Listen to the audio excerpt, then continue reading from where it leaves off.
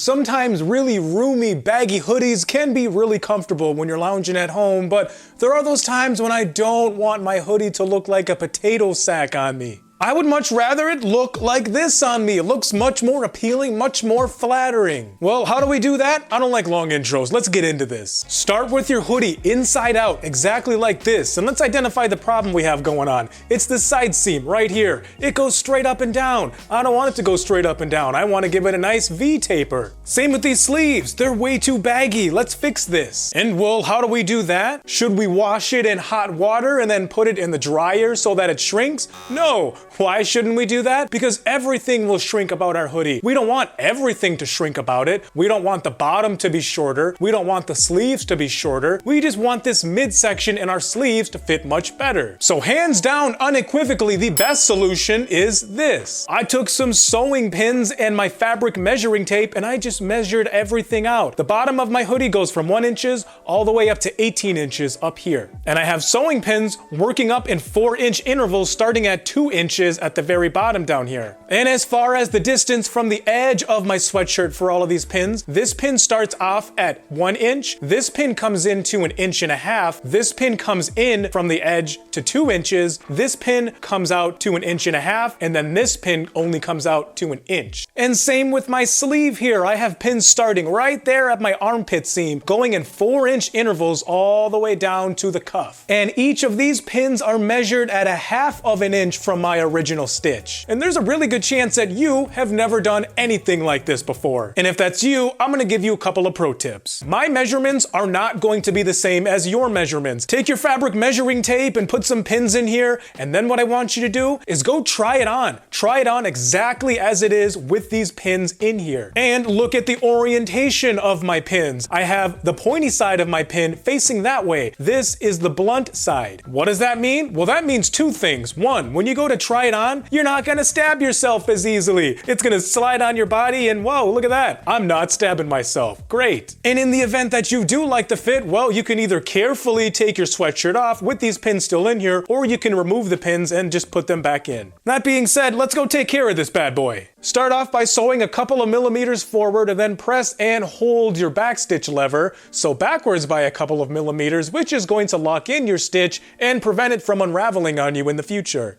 At this point, you're just playing connect the dots with all those sewing pins and just sewing along that imaginary line that has a really nice taper to it.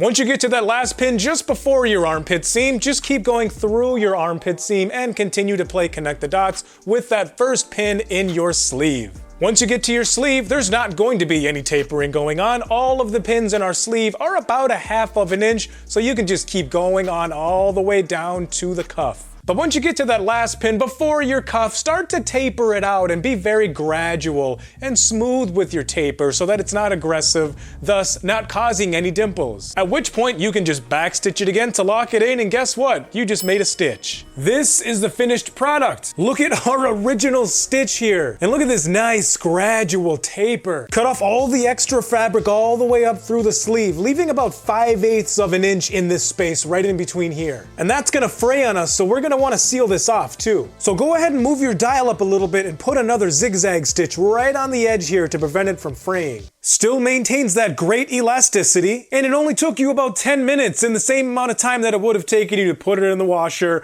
put it in the dryer to try and shrink it. Let's go learn how to do the exact same thing to a t-shirt, shall we? Yeah, let's go do that. It's in the end card. I'll see you on the other side. SD out. Deuces!